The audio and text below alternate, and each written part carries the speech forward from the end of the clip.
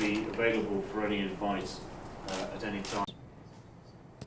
Very disappointed that the Zimbabwe government decided at the last moment, when people are in the air in Namibia, Johannesburg, Heathrow and Harare, to drop a bombshell by deciding that certain members of the media would not receive accreditation. It's been reported that a Minister of Information from Zimbabwe, a spokesman from the Minister of Information I should say, stated that it was a political decision. That to the game of cricket is utterly unacceptable. Richard, can I ask the question that Mike asked to Richard? Just to repeat really the players' main views, and that is that Touring Zimbabwe does not condone the issues that are going on in the country, and at many occasions we have discussed whether or not this tour should be taking place. One of the issues I had was with the ICC organising committee was that they would only look at the safety and security. The goalposts were moved once media accreditation issues arose. You know, we had been assured that this tour would not be politicised. That potentially did add a political element to the tour.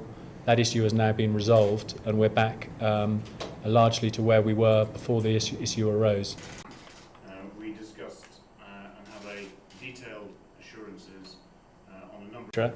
You know, the management board has to take a balance of risk and the size of the risk. You know, there's been a lot of debate, you know, from ICC, suggestions from ICC that it is unlikely that, you know, certain action will be taken.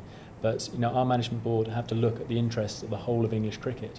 And, you know, even if it's a relatively small risk, if the size of the, you know, the potential downside for English cricket is as huge as it could be, then you know, it's understandable, completely understandable. The board has to take the view that this tour has to proceed. Okay, just so.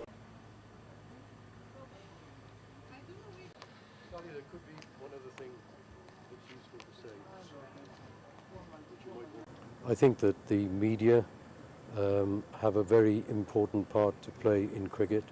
They play an important part, and it was unacceptable to me, it was unacceptable to Michael Soper and to our board that 13 British journalists should not be accredited. And that's why we've been negotiating minute by minute, hour by hour, over the last day and a half.